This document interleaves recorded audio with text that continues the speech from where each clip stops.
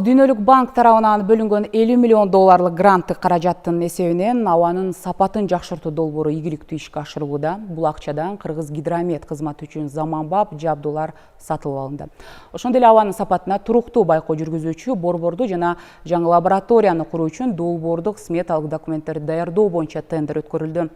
Жаратылыш ресурстары, экология жана техникалык көзөмөл министринин атмосфералык абаны коргоо бөлүмүнүн башчысы Алмаз Өскөнбаев менен дал ушул темада сүйлөшкөн жатабыз. Алмаз мырза, саламатсызбы, куш келдиңиз.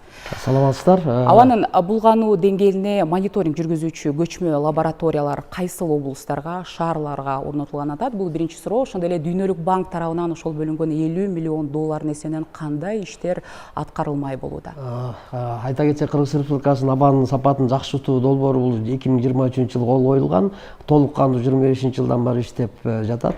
Айта кетсем, бул негизги 3 компоненттен турат. Жана биринчи компонент сиз белгилеп кеткендей, атайын абан сапатына мониторинг кылуу үчүн көчмө лабораториялар алынат. Ал көчмө лабораториялар бирөө Бишкек шаарында, экинчиси Ош шаарында болот. Бул көчмө автоунаага атайын заманбап лабораторияларда жерине барып, толук кандуу абанын, суунун, топурактын жана башка анализдерди алууга, анан ошол жерден эле таянак чыгарууга мүмкүнчүлүк берет. Анан экинчиден айта кетсек, жана автоматташтырылган жаңы заманбап автоматтык станциялар, алар 6 Бишкекке, 2 Ош шаарына, Кара Балта, Токмок жана Чолпон Ата шаарларына коюлат. Булардын аябай мүмкүнчүлүгү себеби деген азыр жанагы датчиктердин толук кандуу маалыматы тез жетпей алганы, онлайн болбой атканы себеп болуп атат. Ошондуктан биз бул автомат станцияларды коюсак, жеринде түзмө-түз болгон абага булгонуучу заттарды аныктоого мүмкүнчүлүк берет. Алмаз мырза, негизи ошол көчмө лабораториялардын функциясы туурасында дагы суроо берейин деп атам да. Кандай иштейт? Эмне үчүн бул көчмө лабораториялар орнотуу маанилүү? Көчмө лабораториянын мисалы ошондой бир экологиялык зыян келтирген учурда региондорго барып анализди алып келип, ал анализди Бишкекке ташып келип, пробаларды андан кийин анан бир жумалап жыйынтык таянак чыгып атат. Ами көчмө лаборатория ошол жерде эле барып, жеринен барып, ошол жерден бир баланча убакытта эле жыйынтык натыйжасын, пробалардын, анализдердин жыйынтыгын чыгарганга мүмкүнчүлүк берет.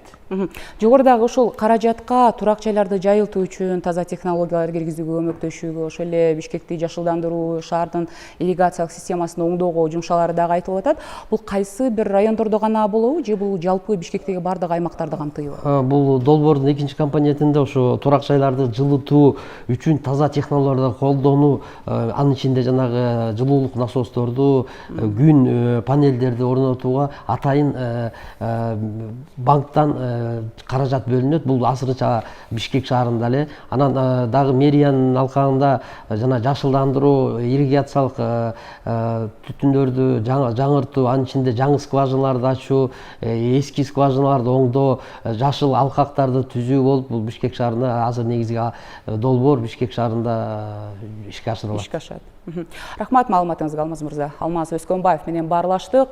Бул маалыматка кошумчалай кетелик. Быйыл Бишкекте бардык таштанды полигондору жабуулар айтылууда. Экологиялык жана техникалык көзөмөл кызмат маалыматы боюнча шаарда бир гана борбордук полигон калып, анда курулуш калдыктарын топтоо үчүн өзүнчө жай ажыратылат. Тагыраагы күйбөй турган бетон жана башка калдыктар үчүн атайын жер болот. Ал эми Бишкек мэриясы болсо быйыл бул иштерди толугу менен аяктоону пландап жатат.